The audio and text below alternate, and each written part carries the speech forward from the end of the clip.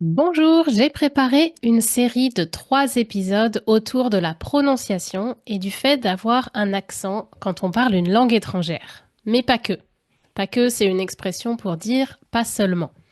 Dans le 3e épisode, on verra en effet qu'il y a aussi des jugements de valeur associés à certains accents dans notre langue maternelle. Bienvenue dans la 6e saison de My Polyglot Life en français. Je suis Cathy Intro, coach de français certifié NeuroLanguage et j'aide les apprenants de niveau intermédiaire et avancé à perfectionner leur français dans la joie et la bonne humeur et avec efficacité. Cet épisode est disponible sur YouTube et en version audio sur les plateformes de podcast. Il est accompagné d'une transcription. Tu peux aller sur mon site français.mypolyglotlife.com pour la trouver. C'est plutôt des conseils méthodologiques et pas des points précis de la prononciation, parce que selon les langues maternelles, les difficultés ne sont pas les mêmes. Donc je ne peux pas faire un cours général, générique qui irait à tout le monde, mais je peux vous donner des conseils méthodologiques. Le premier, un des points les plus importants quand on parle de prononciation et de production du son, peut-être que tu n'as pas réalisé, mais en fait c'est l'écoute. Commence par écouter et par entraîner ton crible phonologique. Le crible phonologique, c'est un filtre qui se développe à partir de 6 mois. Quand les bébés ont 6 mois, le cerveau commence à sélectionner les sons qui sont pertinents ou qui ne le sont pas dans la langue qui entoure le bébé. Donc, les sons qui ne sont pas pertinents, le cerveau arrête d'entretenir les connexions neuronales qui se chargeaient de traiter ces sons-là et les connexions tombent en désuétude et deviennent obsolètes.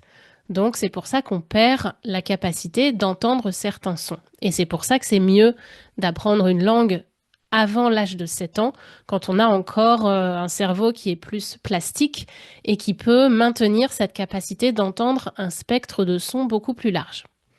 Donc la conséquence de ce crible phonologique qui se met en place, c'est qu'on arrête de discriminer, de différencier certains sons. Par exemple, si on prend les personnes qui parlent japonais et espagnol, qui sont entourées uniquement de japonais ou d'espagnol, on parle des langues, pas des personnes, donc ces enfants-là, et ensuite les adultes, donc, arrêtent perdent cette capacité à différencier les sons V et B, les sons U et OU. Le son U, c'est très français. Les Allemands en ont un qui ressemble, mais pour quelqu'un qui est hispanophone, U et OU, tu l'entends probablement de la même façon.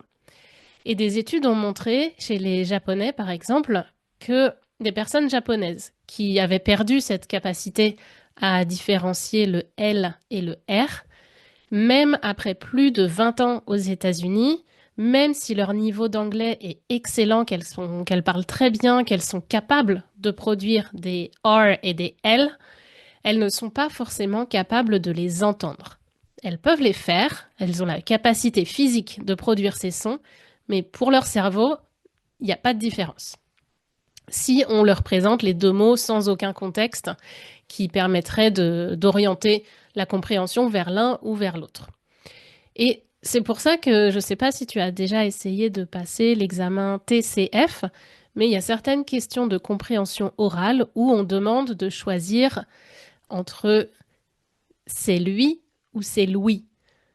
Donc tu as seulement un audio, donc tu ne vois pas la prononciation, tu ne vois pas le mouvement des lèvres, et tu dois choisir quand tu entends c'est lui, si tu entends plutôt cette option ou celle-là. C'est lui, c'est Louis. C'est très subtil, même pour des francophones, si on parle vite, on peut avoir un petit doute. Et donc, proposer une question comme ça à un test sans aucun contexte et sans le mouvement des lèvres, je trouve ça complètement injuste et ça révèle une méconnaissance du fonctionnement du cerveau. Alors que pourtant, c'est quelque chose qui est bien connu depuis de nombreuses années. Mais bon, ne perds pas espoir. D'après mon expérience à préparer de nombreux apprenants pour ces tests, j'ai quand même constaté qu'on peut entraîner notre crible phonologique. C'est peut-être possible de le faire seul, mais ça fonctionne quand même beaucoup mieux si on a un ou une partenaire pour nous donner un feedback et aussi pour discuter de notre perception des sons. C'est en leur donnant un peu plus de matière et en analysant, est-ce que c'est un petit peu plus rond, plus pointu, plus étiré, en donnant tous ces qualificatifs qu'on aide notre cerveau à reconnaître, à différencier ces sons, même si c'est pas conscient. Consciemment, mes élèves n'arrivaient pas toujours à entendre la différence de façon consciente, mais le nombre d'erreurs qu'ils faisaient aux simulations des tests diminuait. Donc ça nous dit quand même que le cerveau fait sa petite cuisine en arrière et que on n'est pas sur du sans faute ou du 100% sans faute, mais on arrive quand même à diminuer le pourcentage d'erreurs et à trouver des petits indices qui nous font pencher plutôt vers c'est lui ou c'est Louis, vers un son ou vers l'autre. Et il y a aussi un autre avantage qui est la méthode d'écouter en lisant, puis de répéter à voix haute. C'est là-dessus que reposent les exercices de shadowing, par exemple, consistent à écouter, puis à répéter à voix haute. Et moi, je te conseille d'ajouter la lecture pour connecter les sons et l'écriture, les mots que tu as appris.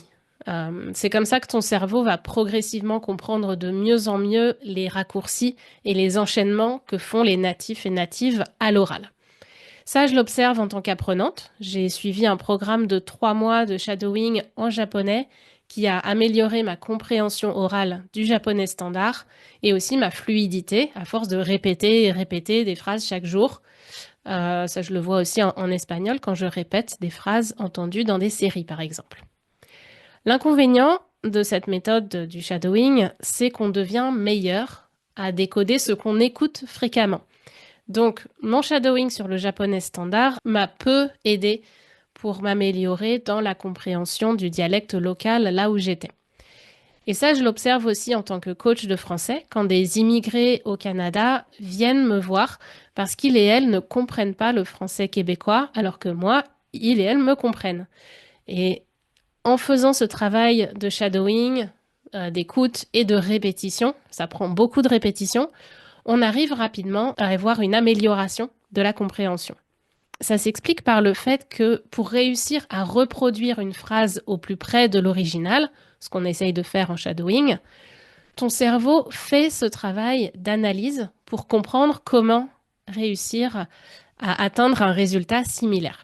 Donc ton cerveau développé clé pour décoder, ce qui est impossible à faire en utilisant seulement des manuels ou des audios dédiés aux apprenants. Il faut laisser ton cerveau faire ce chemin. Et puis, le corollaire de ça, si tu comprends mieux, tu vas aussi apprendre beaucoup plus de choses par absorption. C'est l'apprentissage passif et tu pourras imiter beaucoup mieux ce que tu entends.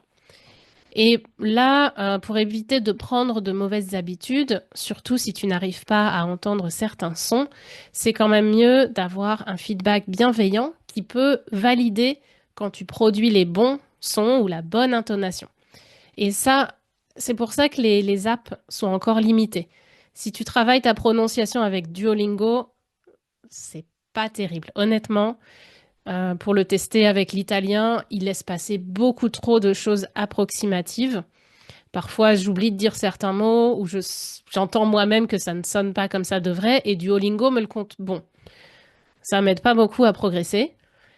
Sur le japonais, j'avais travaillé avec Pimsleur que j'ai trouvé mieux. C'était quand même plus cadré. J'avais moins le droit à l'erreur. Par contre, sur des phrases très courtes, parfois, j'arrivais pas à ce que l'app entende ce que je dis. Ça me le comptait toujours faux, alors que honnêtement, j'étais pas si loin que ça et une vraie personne, pas un robot, aurait pu me comprendre. Donc les apps, c'est bien, mais sur cette histoire de prononciation et d'écoute, c'est encore limité, plus limité que de travailler avec quelqu'un ou avec même plusieurs personnes qui peuvent te dire ça je comprends pas. Donc on a encore besoin de l'interaction humaine pour travailler là-dessus. Et ce feedback, cette validation que oui, là ok, j'ai bien entendu quelque chose qui ressemble au son du français, c'est en fait un renforcement positif pour ton cerveau et c'est ça qui l'entraîne efficacement.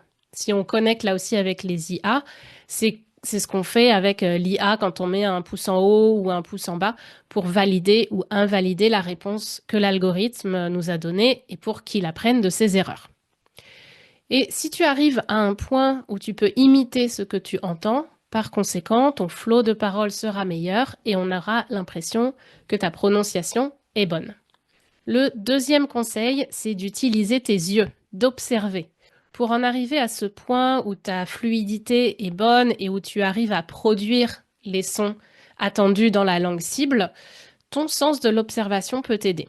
Tout le monde apprend différemment. Pour certaines personnes, un support visuel est essentiel. Observe les lèvres et tout l'appareil qui permet de produire les sons et de connecter pour connecter ce que tu vois et ce que tu entends. Par exemple, si je dis en français un U et un OU, mes lèvres bougent un peu. Tu ne peux pas voir ce qui se passe à l'intérieur, mais tu peux déjà voir ce qui se passe à l'extérieur. Si je prononce E et E, tu vois que ma bouche est placée d'une façon différente. Dans mon cas personnel, c'est pas sur la prononciation, mais quand je danse, j'ai besoin de visualiser le mouvement dans ma tête et que mon corps comprenne ce qu'il doit faire et comment se placer. Mais honnêtement, je n'utilise pas mon cortex préfrontal, mon cerveau pensant qui est plutôt à l'avant du cerveau. Si je l'utilise, je me perds dans toutes les instructions qu'il y a à suivre, à coordonner toutes les parties du corps, c'est un challenge. Mais si je visualise un- une position ou ce à quoi c'est censé ressembler et que mon corps s'entraîne à le faire et qu'on me dise oui, c'est comme ça, même si j'ai pas conscience de ce qui se passe, mon corps, lui, il a retenu l'information. Il a fait OK, si j'ai la langue ici, ça marche. On m'a dit que ça marche, donc je vais le reproduire. Et donc la prononciation, c'est pareil. Fais confiance au couple cerveau subconscient et corps, cerveau subconscient et muscles, pour réussir à produire des sons compréhensibles en français. Et ça prend de l'entraînement, et là, ce sont mes points 3 et 4, ce sont deux techniques pour travailler la prononciation. Le point numéro 3, c'est de travailler sur l'aspect mécanique, l'aspect articulatoire. C'est une des raisons pour lesquelles tu me comprends mieux que d'autres francophones qui ne sont pas enseignants, parce que moi, je fais un effort, j'ai travaillé sur mon articulation pour être clairement comprise par les apprenants. Et ça, tu peux le faire toi-même en tant qu'apprenant. C'est le travail sur comment placer sa langue, comment faire travailler les différents muscles de la mâchoire, de la langue, du larynx, etc. C'est la méthode la plus classique pour travailler sur la prononciation. Tu peux travailler avec un miroir, avec un crayon pour articuler le plus clairement possible. Donc, tu vois, il y a plusieurs exercices qu'on peut faire. Beaucoup de profs sont formés à enseigner avec cette méthode. Et une fois que tu connais les exercices, tu peux les reproduire et tu peux t'entraîner seul. Le point numéro 4 et la deuxième technique, c'est de travailler plutôt sur le rythme, l'intonation et le couple entre le relâchement ou la tension qu'on met quand on parle. Par exemple, euh, il y a certains mots qui sont difficiles ou certains enchaînements qui sont difficiles. Par exemple, prenons les mois du calendrier, décembre. Le br, c'est difficile pour beaucoup de personnes qui ne sont pas natives du français. Et en fait, un des problèmes, c'est que tu veux mettre trop de tension. Tu es trop concentré sur le br pour que ça sonne, que ça sorte clairement. Alors qu'en fait, un francophone, lui, est très relâché. Et c'est juste un petit souffle. Novembre, c'est pas une syllabe en tant que telle, c'est plus un relâchement et l'air qui circule dans un appareil qui est dans une certaine position qui fait qu'on entend ce son même s'il est très très atténué en fait. Et donc en travaillant sur ces histoires de tension, de relâchement et de positionnement du son que tu veux produire, on arrive à améliorer considérablement la prononciation. Et ça, en fait, ce que je t'explique, c'est le cœur de la pratique faite avec la méthode verbotonale. Ça a été développé par le professeur Guberina, qui est un chercheur basé à Zagreb en Croatie, mais qui a publié ses travaux aussi en français. Ce qui fait que pour cette raison, on trouve plus d'informations et de formations sur cette méthode en français qu'en anglais, par exemple. Et c'est bien dommage parce que c'est vraiment d'une grande efficacité pour travailler sur la phonétique et le flow de la parole des personnes qui ne sont pas natives francophones. Alors c'est une approche qui est complémentaire de la méthode articulatoire dont j'ai parlé avant, qui propose une vision différente de la production des sons. Ça utilise tout le corps et repose sur l'interaction entre le formateur, la formatrice et l'apprenant ou l'apprenante. Et pour celles et ceux qui ne comprennent rien à ces histoires de positionnement de la langue, qui ne comprennent pas comment suivre les instructions des schémas et des formateurs, formatrices de la méthode articulatoire, la méthode mécanique, c'est un bon moyen de reprendre le travail sur la phonétique pour corriger certaines erreurs récurrentes, pour améliorer certains défauts liés à la langue maternelle. Et c'est une méthode qui est assez fluide et dans l'action, pas dans un aspect théorique. Et au cas où tu n'aurais pas compris, je suis une grande fan de cette méthode. Et les points 3 et 4 peuvent se travailler en combinaison, en parallèle. C'est pas nécessaire de commencer par l'un ou par l'autre. Une méthode n'est pas meilleure que l'autre. Elles offrent juste des perspectives et des activités différentes. Et finalement, le dernier conseil, c'est de faire un travail mental. N'aie pas honte de ton accent. L'objectif d'apprendre une langue n'est pas nécessairement de la parler sans accent. Ça, c'est très important. Accepte le fait qu'on peut maîtriser une langue à un très haut niveau et conserver des traces de l'influence de sa langue maternelle. Et c'est pas grave. Dans le prochain épisode, on va même voir que parfois c'est utile d'avoir un accent. Et dans le 3e épisode de cette série, je parlerai de glottophobie. Ça, ce sont des stéréotypes et discriminations associées à certaines façons de parler. Pas nécessairement dirigées vers les étrangers d'ailleurs, mais aussi vers les locuteurs du français par exemple, ou certaines régions qui parlent en anglais. Et aussi, je te parlerai de nos réactions quand nous entendons des gens qui parlent avec un accent.